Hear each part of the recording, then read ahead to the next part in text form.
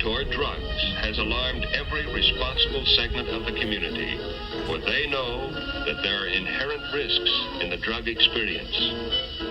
Aside from its illegality, there's a medical risk to the brain and body.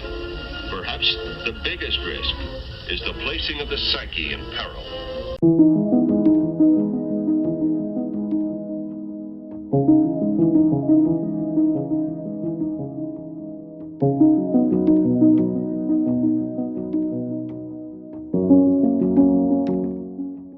There's all kinds of different species and forms of mushrooms that have medicinal properties, and they all work in a variety of ways.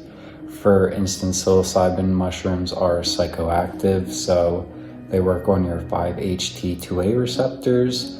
And then you have traditional mushrooms that you can actually find at your grocery store, like lion's mane and reishi mushrooms.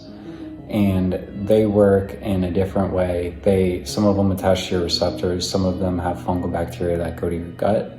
So each mushroom has a different form of long-term effect. For instance, the reishi mushroom, which you can find at your grocery store, increases your overall immunity, lowers your cholesterol, and it increases your strength and stamina. Psilocybin mushrooms, the long-term effect is alleviated anxiety, less symptoms of depression. Mantia muscaria mushrooms can increase sleep quality and production as well. With psilocybin, which is really quite a dramatic result. I wasn't really expecting this, but when I saw it, it made a lot of sense.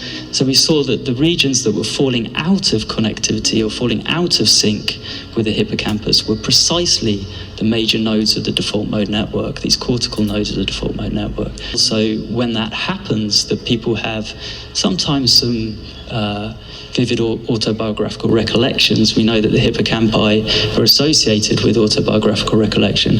So if you lose the top-down constraint, the top-down inhibiting influence of the high-level cortical regions on these key subcortical regions concerned with memory and one's own story or one's own narrative, then it makes sense that people could have these kind of vivid autobiographical recollections and these major insights that under normal waking consciousness are usually kept from consciousness because of the constraining influence of the high-level default mode network regions.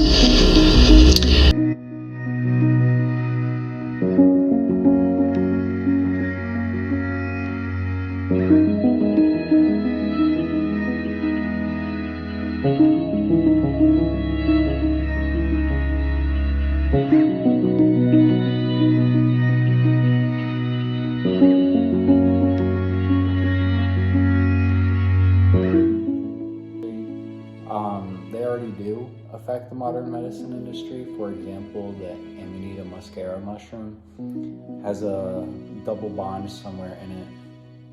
And long story short, that bond is what helped us create hypnotic and insomniac medications. Ambien is one of the most mainstream and well-known sleep medications. It actually has the same bond that is found in that mushroom. So that's a good example. The other example would be the increase in psychedelic therapy through psilocybin mushrooms. It's helped a lot of alcoholics, veterans with PTSD, people with psychiatric or psychotic depression.